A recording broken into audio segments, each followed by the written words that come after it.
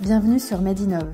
Je suis Marianne Lahana, avocate en droit de la santé et en responsabilité médicale.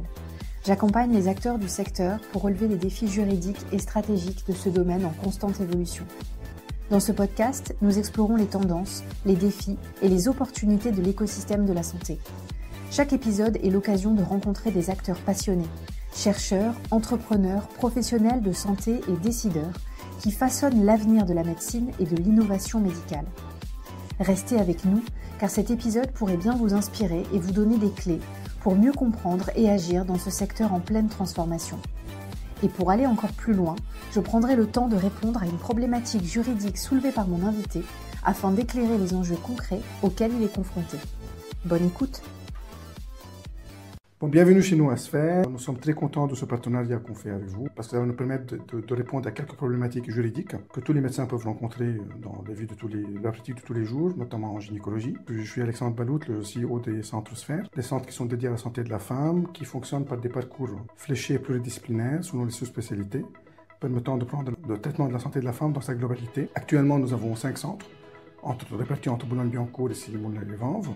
Et nous souhaitons développer cette activité pour dupliquer ces centres en régional et national, en gardant nos deux valeurs qui sont la bienveillance et l'expertise. Je vous laisse maintenant, pour ne pas prendre beaucoup de temps, interviewer mes collègues qui vont vous challenger sur les problématiques juridiques qu'on rencontre. Merci. Bienvenue dans ce nouvel épisode de Medinov, en partenariat avec les centres Sphère, où j'ai le plaisir aujourd'hui, sous le format d'une table ronde, d'accueillir le docteur Juliette Lapérelle, le docteur Estevez Juan Pablo, et le docteur Thibaut Vernet. Bonjour docteur. Bonjour. Bien. Merci d'être avec moi aujourd'hui pour discuter d'intelligence artificielle et de gynécologie obstétrique, une thématique aux nombreux enjeux, notamment concernant le diagnostic prénatal, l'optimisation du suivi de grossesse et peut-être la personnalisation de traitement dans certains parcours complexes. Mais vous allez nous en dire plus aujourd'hui. Avant de rentrer un petit peu dans le fond de notre problématique, est-ce que vous pourriez vous présenter brièvement, nous parler de votre spécialité et de votre intérêt pour les innovations technologiques et les innovations en gynécologie obstétrique. Tu veux commencer, Juliette ?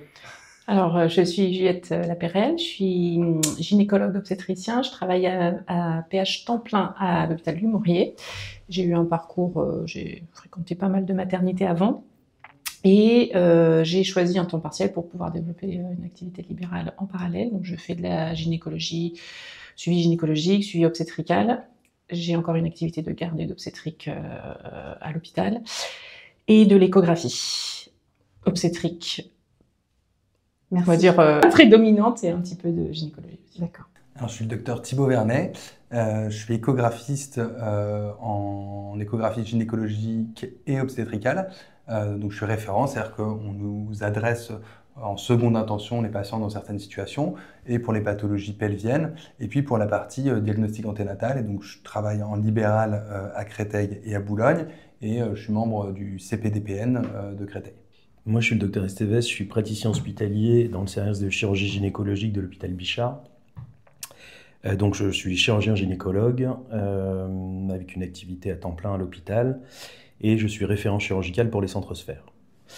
J'ai une activité essentiellement basée sur l'oncologie et la prise en charge des fibromes, notamment des cas complexes. Et ma spécificité, c'est la chirurgie mini-invasive, notamment au robot. D'où l'intérêt pour l'IA, puisque l'avenir de la chirurgie robotique passera évidemment par l'IA. Bien, merci pour ces éléments introductifs. Alors, est-ce que vous pourriez nous dire, tout d'abord, si l'IA est présente aujourd'hui dans votre pratique et si vous avez connaissance du développement de certains outils en gynécologie obstétrique et éventuellement en gynécologie chirurgicale?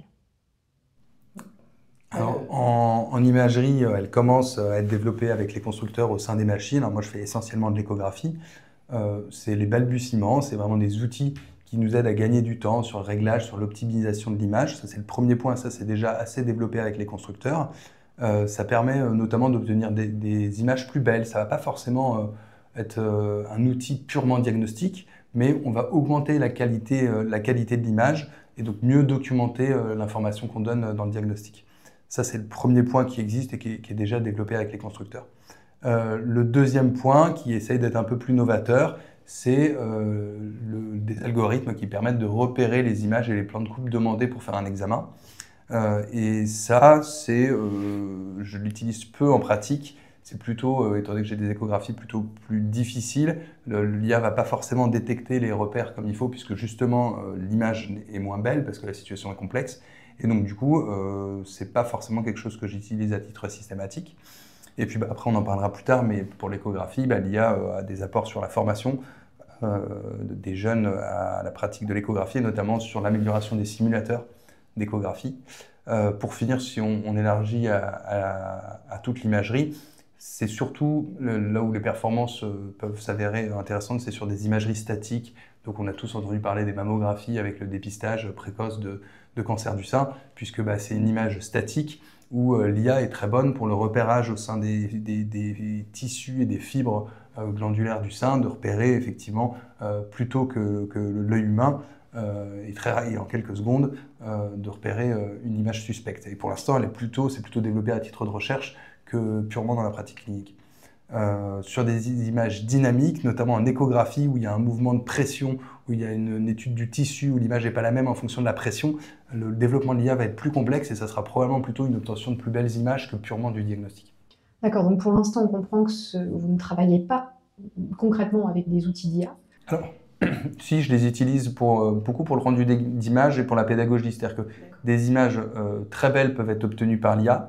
Ce n'est pas forcément celle-ci que je vais utiliser pour le diagnostic, parce qu'elles vont avoir une petite marge d'erreur. Alors, l'exemple très classique actuellement, tu parlais des fibromes, les images rendues avec une localisation de fibromes qui donnent vraiment une image 3D très claire et facile à expliquer aux patients.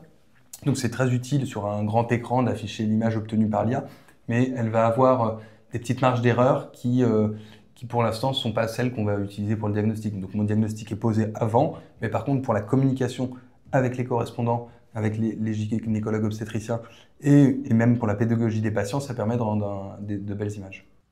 Merci beaucoup. En chirurgie gynécologique, est-ce que vous percevez peut-être des solutions d'IA qui pourraient être utiles à votre pratique? Alors oui, il en existe déjà. Malheureusement, je pense que c'est aujourd'hui sous-utilisé et que l'avenir ne se fera pas sans l'IA, évidemment.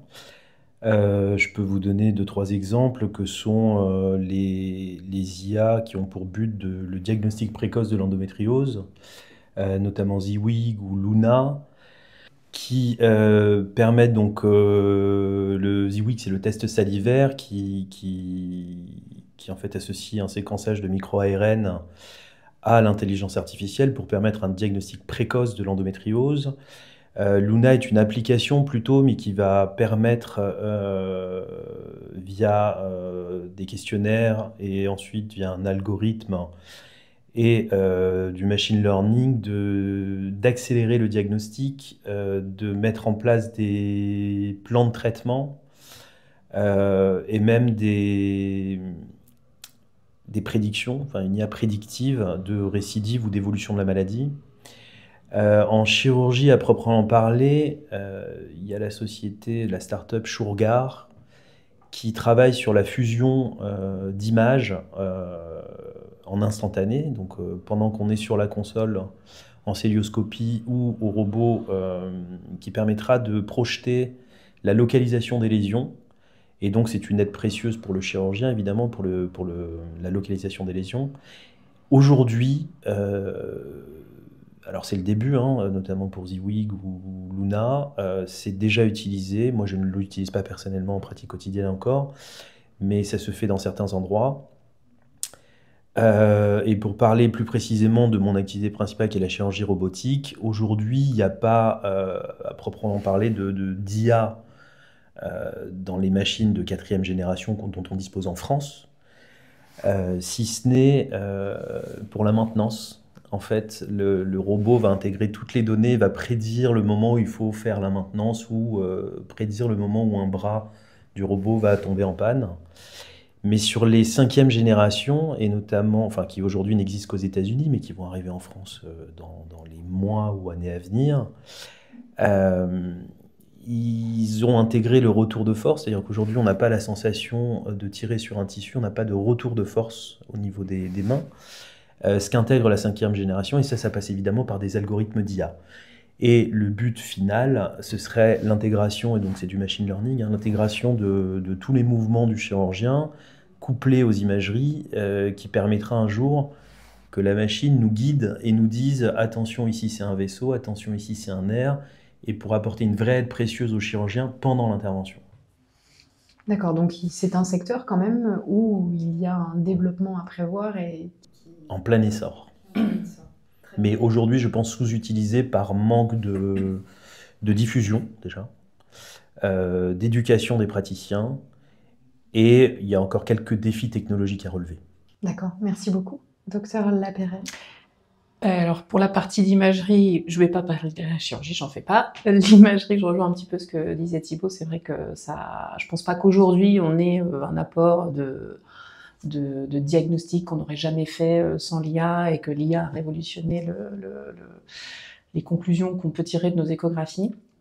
Après, sur la partie, on va dire, plus médicale de la spécialité, enfin médicale et obstétricale, parce qu'on peut aussi parler de ce versant-là, en suivi, consultation, tout venant, suivi gynécologique, suivi obstétrical, je pense que aujourd'hui on l'utilise pas. Alors je sais qu'il y a des assistants de consultation qui sont aussi en cours de développement. Doctolib en a sorti un il n'y a pas très longtemps. Je pense que le problème c'est qu'il faut pouvoir associer ça au logiciel métier qu'on utilise, et qu'il faut pour ça des correspondances, et que voilà, c'est pas forcément adapté à tous les logiciels métiers. Mais ça va venir, et je pense que ça peut aider en termes de temps passé avec les patients, et de décharger la lourdeur administrative qu'on a, que ce soit en libéral ou maintenant à l'hôpital. C'est vraiment ça, peut-être le vrai atout qu'on peut attendre de l'aide de l'IA. Et sur le versant obstétrical, et là j'y pense, mais c'est moins, disons que c'est moins mon cœur de métier maintenant aussi, je pense qu'on n'est pas tout à fait prêt, mais je pense qu'il y a certainement des disciplines, et je n'ai pas la connaissance de qui développe ça, mais sur les analyses de rythme, par exemple, de rythme cardiaque fœtal pendant le travail, il y a certainement des choses à faire là-dessus. Après, en termes de décisionnel derrière, ça va être très compliqué. On a déjà eu, voilà, même avant l'IA, des analyses informatisées de rythme cardiaque fœtal, des analyses de CG fœtal avec des interprétations des messages que beaucoup de gens avaient du mal à utiliser, parce que ça voulait dire on laisse une part à la machine décisionnelle sur quelque chose qui devient très aigu et pour le coup très responsabilisant. Ça n'a jamais vraiment pris ces surveillances-là. Il y a quelques centres qui les utilisent avant. Donc, si l'IA apporte quelque chose de nouveau, mais là, la question de la responsabilité va être très importante, et je pense qu'on n'est pas du tout prêt non plus pour ça, et que les maternités sont... Et bien justement, on va en venir, on va en parler. En tout cas, on comprend que c'est un terrain à exploiter pour l'avenir. Alors, si je peux me permettre, on n'a pas parlé non plus, on a parlé de l'imagerie, on a parlé moi je parlais de la chirurgie à proprement parler. Il y a l'histologie, l'analyse anatomopathologique, donc pour le diagnostic, je pense que l'IA sera à un moment ou un autre évidemment indispensable, sans évincer la part humaine de l'anatomopathologiste, mais permettra probablement de voir des cellules qui peuvent échapper à l'œil nu, à l'œil humain, et permettra de faire des diagnostics plus précis. Aujourd'hui, je ne suis pas certain que ce soit de la pratique courante, enfin pas à ma connaissance. Et dans le domaine, donc je parlais du diagnostic essentiellement en cancérologie, et dans le domaine des études et des protocoles, des décisions en cancérologie, je pense que la capacité de l'IA à pouler, à faire du machine learning, permettra d'accélérer toutes les études, de pouler toutes les données en accélérant l'analyse des données, et permettra donc d'avoir des protocoles plus précis et surtout plus personnalisés, puisqu'on y intégrera toutes les informations du patient, que ce soit son environnement, l'histologie de la tumeur.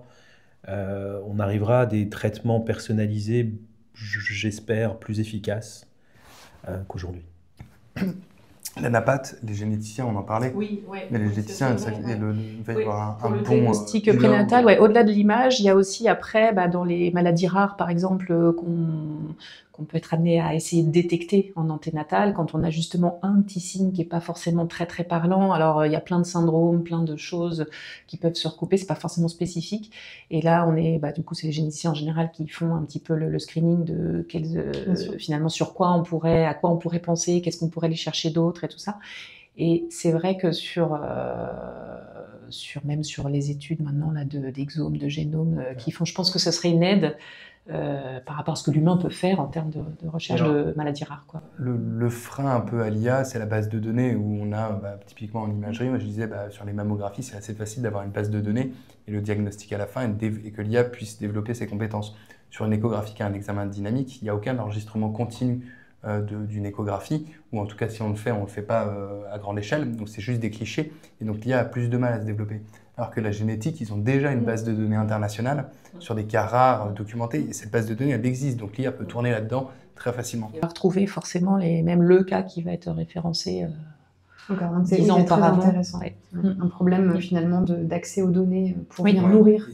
Et ça, il faut pouvoir nourrir. Ouais. C'est un peu un autre questionnement. Je pense qu'on va aborder les risques médico-légaux et de prendre une décision en fonction des résultats de l'IA. Mais un autre risque, je trouve, médico-légal, c'est quand on fait travailler l'IA. Tu parlais d'assistants avec de l'IA. Quand c'est juste l'IA dans un échographe, bon, il va aider à régler correctement la machine. Il n'y a pas d'enregistrement particulier sur la confidentialité des données. Mais quand on a un assistant pour une consultation, alors moi j'ai pas tellement de consultations donc c'est moins le sujet, mais il y a des assistants aujourd'hui qui sont développés qui écoutent la conversation entre le soignant et son patient et qui vont faire la synthèse de toute la consultation, éviter que le soignant soit en train de taper. Et donc il enregistre tout ce qui est dit et ces données. Oui, alors on sait qu'il n'est pas censé, sauf que et c'est pareil pour l'image. Ouais. L'image et le diagnostic. Quand on fait travailler l'IA, si vraiment on va plus loin pour que l'IA puisse se développer, il va falloir que l'IA connaisse un certain nombre d'éléments du patient et elle aura toute son identité, comment ça se passe en termes de RGPD, parce que on sait que tous les data centers, on n'a quand même pas beaucoup en France et la plupart sont plutôt anglo-saxons voire américains, avec des problématiques actuelles de la gestion de la confidentialité sur les data centers qui appartiennent en gros 75% aux GAFA. Hein. Ça va être un gros questionnement pour les données de santé. Oui, bien sûr. La sécurité des données est un vrai sujet, effectivement, et on pourra en parler sur la partie juridique. Si on revient peut-être un peu sur maintenant la perception de l'IA, qui est un sujet également important. Est-ce que vous pensez aujourd'hui déjà que les professionnels de santé sont prêts à recourir à l'intelligence artificielle déjà dans votre spécialité, puisque vous avez le regard et peut-être la connaissance aussi de la perception un peu de vos confrères sur ce sujet. Et est-ce que vous pensez que l'immersion de cette intelligence artificielle, elle va modifier les relations déjà entre vous et les patients, et peut-être même entre confrères dans le développement de la pratique? Vaste sujet.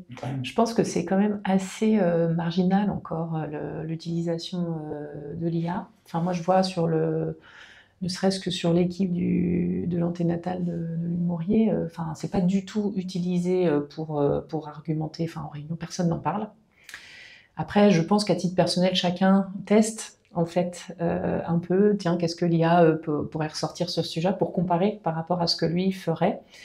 Et c'est vrai que c'est plutôt intriguant, je dirais, aujourd'hui, parce que c'est vrai que ça donne quand même des fois des réponses assez concluantes, mais je pense que ça reste encore très méfiant, le rapport. Après, je parle en général, je pense que ça dépend beaucoup des individus, et puis c'est assez générationnel aussi. Je pense que les jeunes générations vont être plus enclines à l'utiliser avec moins d'appréhension, peut-être que ceux qui ont déjà... 30 ans d'expérience, humaine peuvent peut-être avoir plus de mal à... Mais ça, c'est très, très personne dépendant, moi, je dirais. Ouais, alors on reste quand même des scientifiques où on prend des décisions et en fonction de ce qui est donné dans la littérature scientifique. Et tant qu'il n'y aura pas des articles qui montrent un bénéfice de l'IA franc pour le diagnostic de telle pathologie, on n'ira pas forcément s'engouffrer dedans. On va attendre déjà que ça soit prouvé scientifiquement. On est vraiment une génération evidence-based medicine, donc on attendra que ça soit prouvé. Après, une fois que c'est prouvé, je pense qu'on l'utilisera, tu vois, quotidienement. Aujourd'hui, tu ne remets pas en cause ta machine quand elle a réglé elle-même la focale, le gain, etc. Tu ne remets pas en cause, mais même tu ne remets pas en cause la façon dont tu vas enregistrer ton Doppler, parce que c'est la machine qui va calculer elle-même. Et finalement, s'il est normal, que ton spectre te paraît à peu près normal, tu ne vas pas t'amuser à calculer exactement où il est, etc. Et pourtant, tu en fais confiance, et du coup, ta responsabilité est engagée sur cette confiance que tu as donnée dans la machine, parce que tu la maîtrises, tu la connais. Et finalement, c'est déjà les tout débuts de l'IA. Donc les balbutiements de l'IA, on les utilise quotidiennement, un peu les yeux fermés. Donc je me dis que le jour où l'IA aura prouvé un bénéfice scientifique, qu'il y aura des études bien menées, je pense que les gens l'utiliseront. Oui, mais comme tu dis, c'est ça. Il faut arriver à ce niveau de preuve qui, pour l'instant, n'a pas lieu et du coup, qui du coup, crée un petit peu cette méfiance, cette curiosité et à la fois... mais en tout cas, par rapport à ce qui peut être ressenti et médiatisé, on est encore assez loin. On est vraiment sur les tout débuts de l'IA. C'est pas l'IA qui pose un diagnostic. Alors, comment vous voyez justement l'évolution de cette intelligence artificielle en gynécologie obstétrique? Qu'est-ce qu'on pourrait attendre d'elle pour vraiment améliorer un petit peu votre pratique quotidienne? Améliorer le diagnostic, mais encore une fois, il faudra avoir des preuves solides de son efficacité, améliorer la prise en charge, les protocoles de traitement. Et je pense qu'on peut beaucoup miser sur les modèles prédictifs que nous fournira l'IA.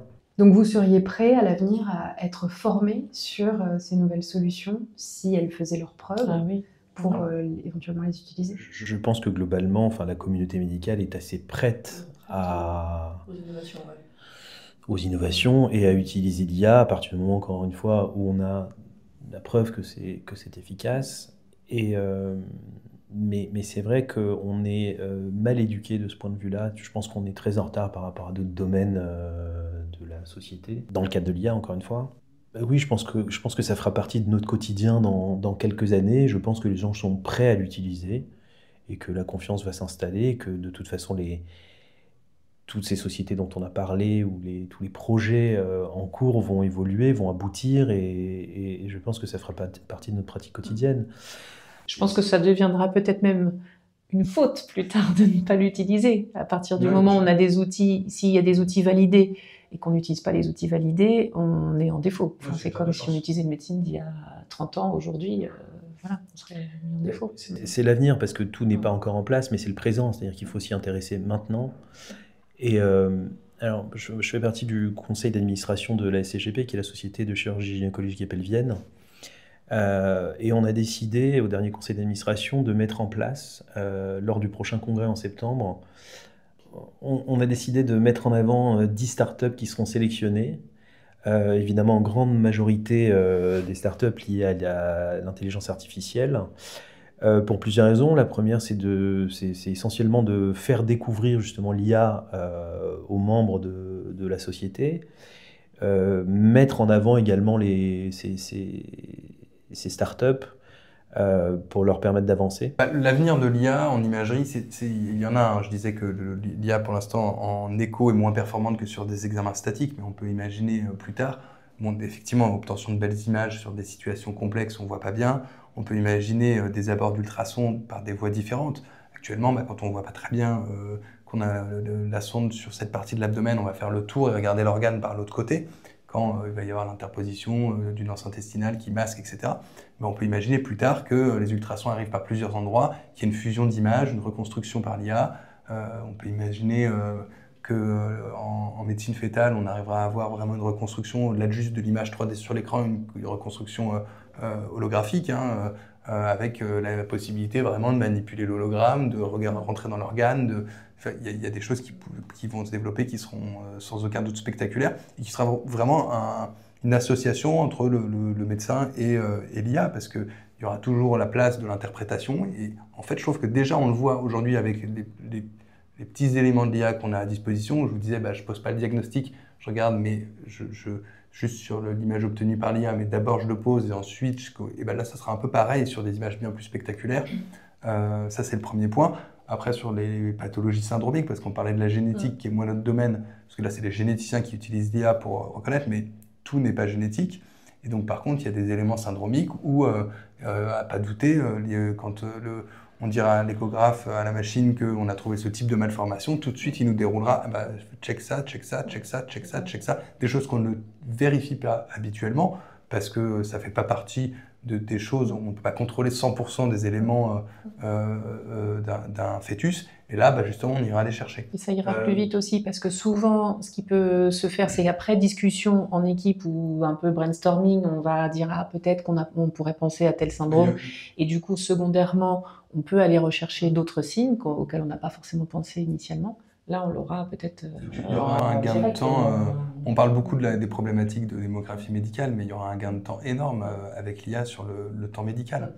et sur le temps médical. Et d'ailleurs, on dit que les médecins perdent beaucoup de temps sur l'administratif, etc. Là aussi, l'IA fera probablement gagner beaucoup de temps et en milieu hospitalier sur la partie administrative et en libéral. Ce qui est déjà le cas aujourd'hui. Là, ce dont tu parles, c'est vraiment une aide au diagnostic. C'est-à-dire ça ne pose pas le diagnostic, c'est une aide. Et ça, c'est super parce que ça n'enlève en rien le diagnostic sera posé par l'humain. Ouais. Ce qui est différent des diagnostics qui seront posés par l'IA. Bien sûr. Qui peuvent être faits, qui pourront être faits à terme sur tout ce qui est statique, sur des organes fixes, sur de la radiologie pure, structure osseuse. Oui, il y aura la possibilité de faire tourner l'IA. Ce sera de toute façon un couple médecin-IA. Ce sera probablement jamais que l'IA qui décidera. Et c'est justement le principe de garantie humaine qui permet de respecter tous les enjeux éthiques autour de l'intelligence artificielle, et c'est bien de le rappeler en cette fin d'épisode. Alors, dans ce nouveau format de Medinov, chaque invité me pose une question juridique qui l'intéresse et à laquelle il souhaite que j'apporte des éléments de réponse. Aujourd'hui, quelle serait votre interrogation? Alors, moi, on sort un peu de l'IA, mais moi, c'est toujours cette problématique en tant qu'imageur de conservation de l'image et de fait de soumettre mes images à l'IA. C'est vraiment une question de RGPD, et à plusieurs niveaux. C'est-à-dire que pour que l'IA se développe, les constructeurs vont être amenés à nous demander nos images d'experts. Donc, qu'est-ce qu'on peut donner comme type d'image? Parce que finalement, on va les anonymiser, mais ils vont nous demander des éléments de réponse en disant quel a été votre diagnostic? Parce que l'IA, elle doit, pour pouvoir apprendre, elle doit savoir le diagnostic et l'image. Sauf qu'il y a certains diagnostics rares où ça signe en fait, ça signe c'est tellement peu fréquent que ça signe. Si en 2014 il y a ce diagnostic-là, on sait à peu près qui c'est, quoi. Donc je trouve qu'il y a déjà une problématique avec l'IA sur la base de données, et nous les imageurs, c'est très compliqué de conserver nos images. C'est des bases énormes, ça représente une vraie interrogation de comment on fait, pour quel coût, tout en privilégiant la sécurité des patients. En même temps, il faut qu'ils aient accès à leurs images, eux, les correspondants aussi, mais c'est assez complexe. Et le fait pour l'instant, on a trouvé, parce qu'il n'y a pas l'IA qui tourne, donc on a trouvé des situations où vraiment il n'y a que, avec les messageries sécurisées, le correspondant et pas le to-be que le patient ne connaît pas encore, mais que le médecin du patient et le patient. Mais quand on fera tourner l'IA, qu'est-ce qu'il en sera de l'RGPD, quoi? D'accord. Bien, merci beaucoup pour cette question. Merci pour vos interventions. Alors, comment nourrir une intelligence artificielle par le biais d'imagerie médicale sans contrevenir au respect des principes de sécurité des données des patients posés par le RGPD? Eh bien, il faut revenir peut-être au rappel de l'article 4 du RGPD qui nous dit que les données à caractère personnel sont toutes les informations se rapportant à une personne physique identifiée ou identifiable directement. Par exemple, le nom et le prénom. Ou bien indirectement, par exemple, le numéro de sécurité sociale, une adresse email ou l'enregistrement de conversation. Toutes les données qui permettent donc de remonter à une personne physique, même indirectement, sont des données à caractère personnel. Si la donnée ne permet pas de remonter à une personne physique, ce n'est plus de la donnée personnelle, on parlera de simples données. Le RGPD s'appliquant uniquement aux données à caractère personnel, eh bien l'anonymisation va permettre de venir s'affranchir de toutes les règles du RGPD sur ces données. Alors, quelle différence existe-t-il entre l'anonymisation et la pseudonymisation? C'est un élément très important. L'anonymisation, elle consiste à altérer la donnée de manière irréversible pour rendre impossible l'identification d'une personne. En revanche, la pseudonymisation, elle consiste à remplacer les données directement identifiantes, donc par exemple le nom et le prénom, par des données indirectement identifiantes, par exemple un alias. Il s'agit d'un remplacement des données qui n'efface pas le caractère personnel des informations. Ce processus, il est donc réversible. Dans le domaine de la santé, ce processus peut être utile, notamment s'agissant de publication de données, d'études ou encore de sondages.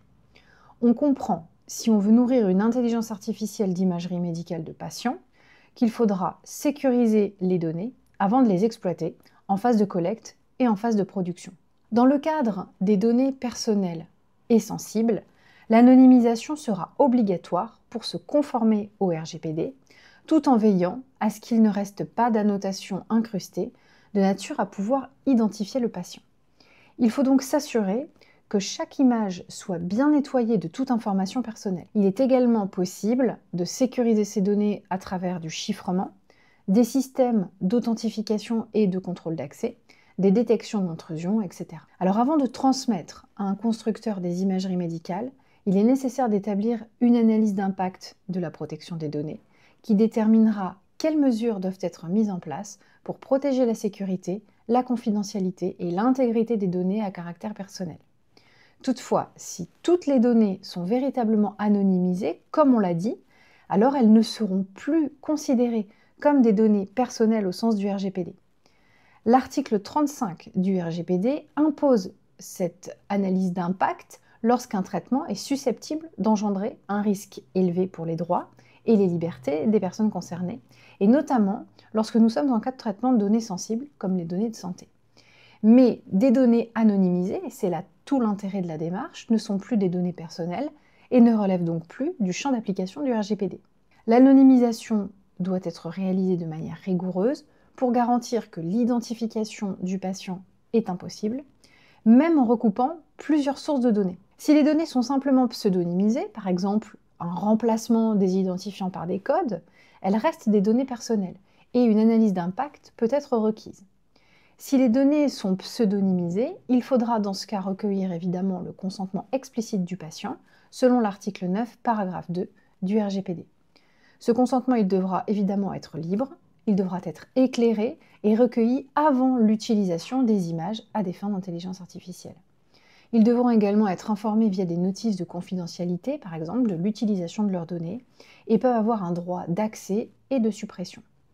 Il faut également préciser, c'est très important, dans un cadre d'intérêt public ou de recherche scientifique, l'article 9, paragraphe 2 du point J du RGPD, qui permet le traitement de données de santé sous réserve de garanties appropriées.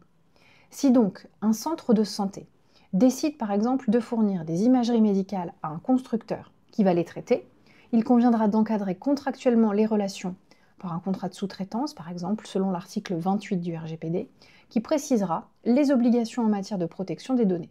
Il faut bien réfléchir en amont au traitement des données souhaitées et s'orienter plutôt vers une anonymisation rigoureuse pour éviter les contraintes du RGPD et faciliter l'accès des données pour la recherche et l'innovation.